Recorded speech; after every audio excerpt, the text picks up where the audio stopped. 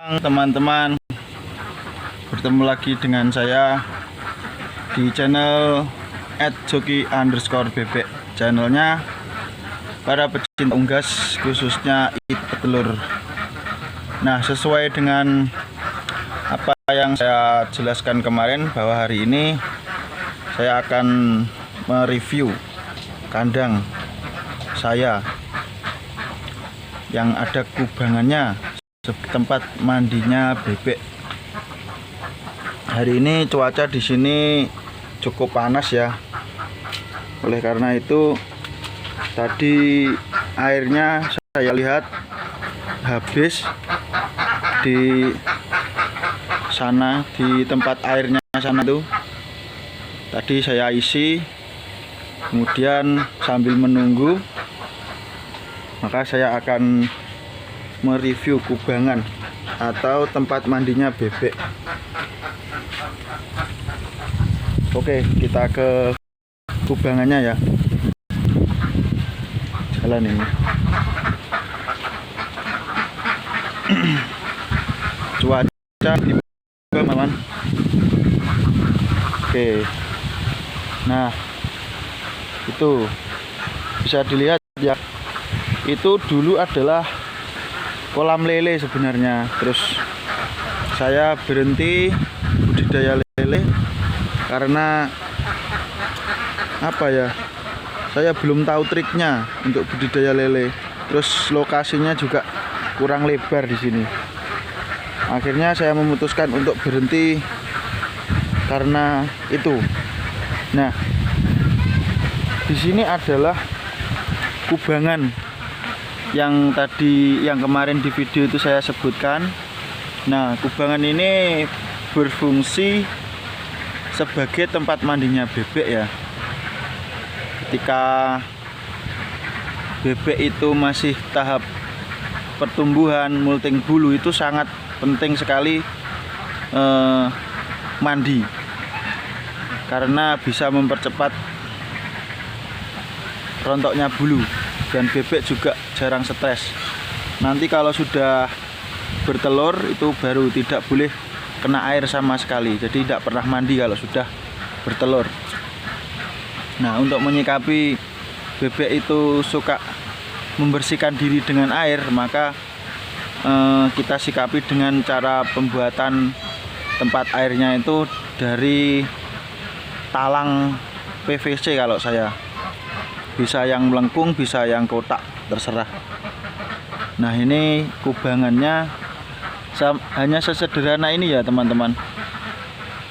Ini karena bebek saya yang kemarin yang saya rawat dari nol itu sudah belajar bertelur. Jadi kubangannya ini airnya enggak saya saya isi. Nah, ini kubangan ini juga langsung menyalur kepada sungai. Nah, itu ada sungai atau aliran air itu ya. Karena di sini dekat sawah, jadi perairannya bisa nunut di sawah. Ini kubangannya berfungsi untuk mandi. Jadi cara saya melepaskan bebek saya dari pintu kandang yang sini.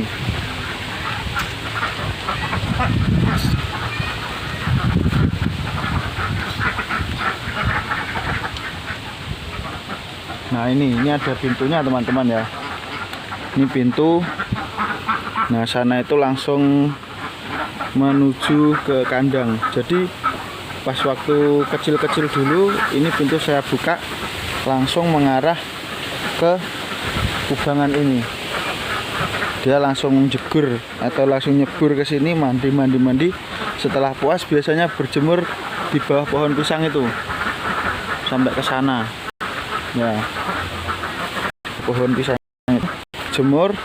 Nanti kalau sekitar 2-3 jam mereka udah capek main. Akhirnya mereka kembali ke kandang lagi. Ini hujan teman-teman. Saya di kandang dulu ya. Tadi panas tiba-tiba hujan. Nah inilah hal-hal yang menyebabkan apa? Sangat rentan terkena penyakit ya untuk bebek. Dan penataan kandang sesuai SOP itu sangat membantu mengurangi resiko terkena dampak dari perubahan cuaca. Kandang yang SOP itu yang bagaimana? Kandang yang SOP adalah kandang yang sesuai dengan apa yang diminta bebek.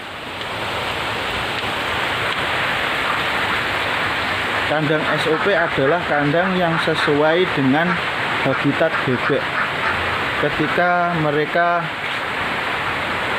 tinggal di alam bebas.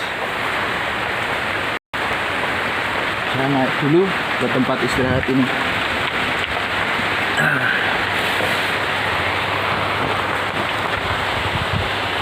Nah, saya ulangi, jadi tempat istirahat atau tempat bebek itu harus sesuai dengan standar operasional prosedur atau SOP, yang mana SOP itu berasal dari keinginan bebek. SOP-nya berawal dari keinginan bebek untuk hidup secara nyaman. Dari mana kita pelajari itu? Kita dapat mempelajari itu dari habitat awal bebek, yaitu di rawa-rawa atau di muara-muara, yang mana tempatnya sejuk, kering, dan juga bersih ya. Maka dari itu kita simulasikan kandang kita itu seperti itu, teman-teman. Jadi ada airnya, ada tempat bertengger, ada tempat bermain air, seperti itu. Nanti kalau sudah seperti itu, insya Allah untuk bebeknya nyaman.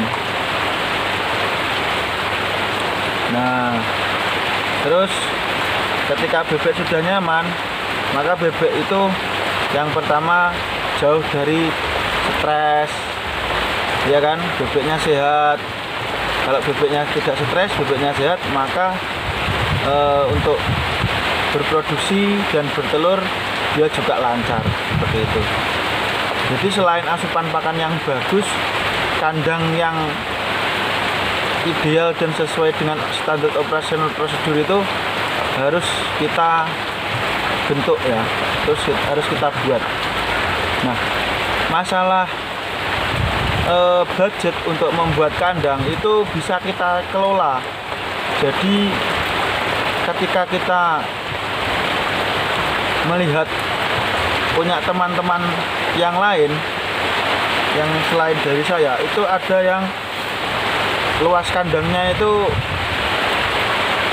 untuk populasi 1000, untuk populasi 2000 itu cukup, tapi penataannya itu simple dan murah.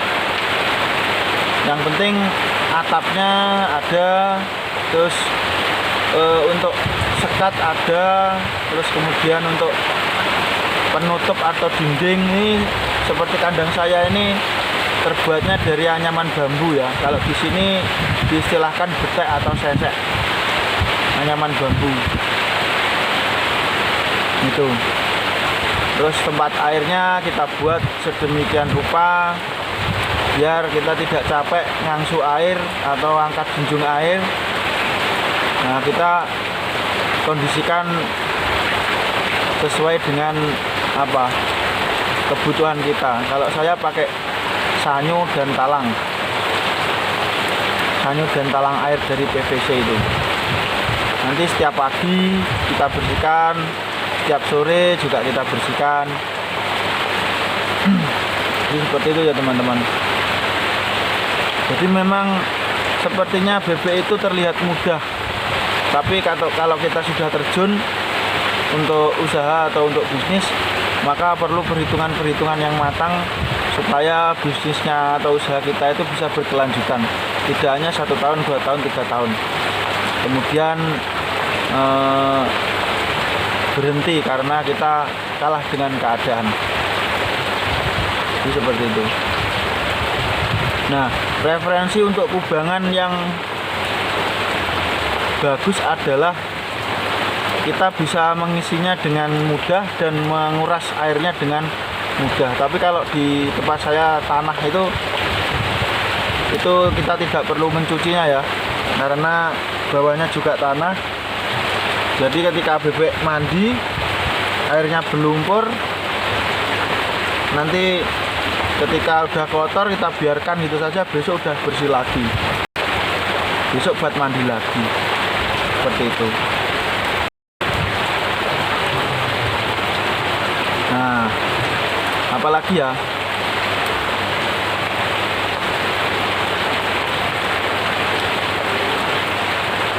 mungkin itu saja ya teman-teman untuk review kubangan milik saya.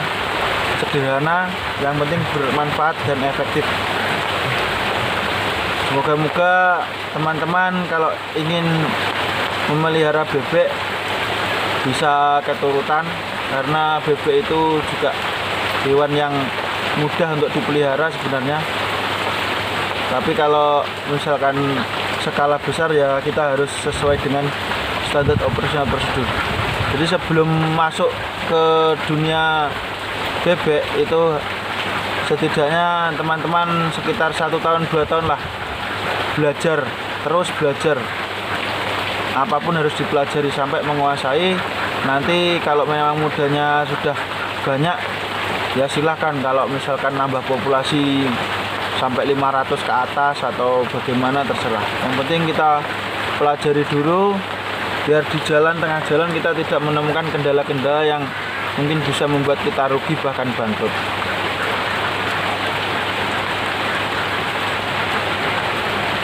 Mungkin teman-teman untuk video kali ini sementara itu dulu. Kita akan sambung lagi dengan pembahasan-pembahasan yang lain. Tentunya tetap di channel saya @joki_bebek. Channelnya pecinta unggas, khususnya itik petelur.